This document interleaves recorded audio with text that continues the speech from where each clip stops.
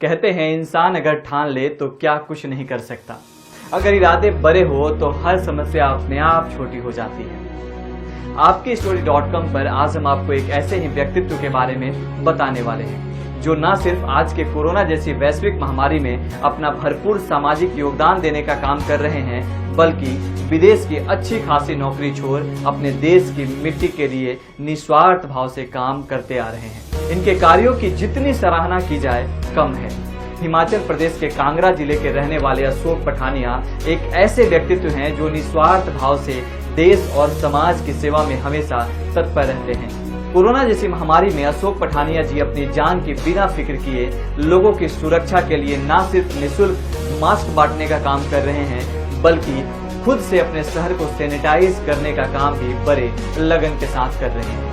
इनकी देशभक्ति का सबसे बड़ा उदाहरण तब देखने को मिला जब इन्होंने 2012 में भ्रष्टाचार के खिलाफ दिल्ली जंतर मंतर पर हुए अन्ना आंदोलन में भागीदारी के लिए अपनी विदेश की नौकरी बीच में छोड़ दी और उस आंदोलन में अन्ना हजारे, अरविंद केजरीवाल, मनीष सिसोदिया के साथ कदम से कदम मिलाकर पूरे आंदोलन में मंच के द्वारा अपनी बुलंद आवाज और देशभक्ति लौ से वहां उपस्थित लोगों को प्रेरित भी किया। साथ ही अन्ना हजारे के महाराष्ट्र अनशन में भी अशोक पठानिया जी ने अपने शब्दों से लोगों के दिलों में देशभक्ति का जोश जगाया।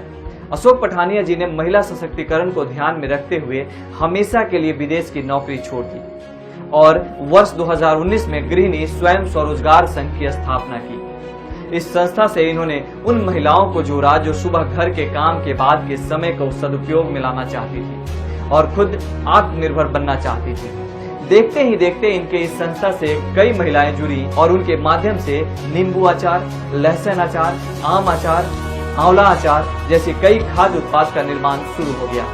साथ ही पहाड़ी मक्के को ग्राट की चक्की द्वारा पिसाई कर इसके आटे को अपनी संस्था के माध्यम से बाजार में उपलब्ध कराने का पहल भी अशोक पठानिया जी ने इसलिए किया क्योंकि इसमें फाइबर की मात्रा सबसे ज्यादा है।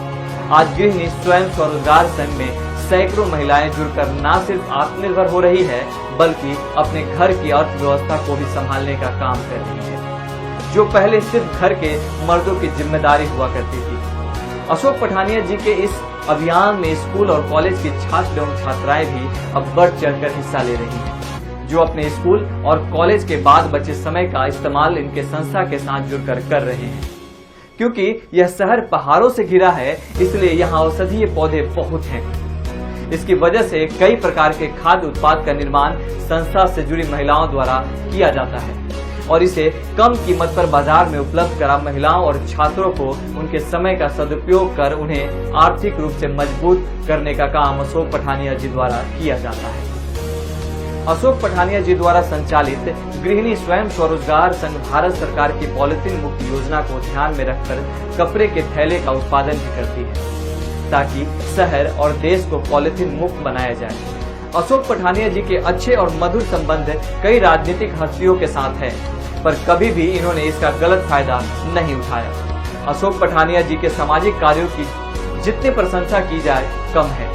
आपकी स्टोरी.com भी इनके सभी प्रयासों को सलाम करती है और आगे भी ऐसे ही कार्य करते रहने की उम्मीद करती है।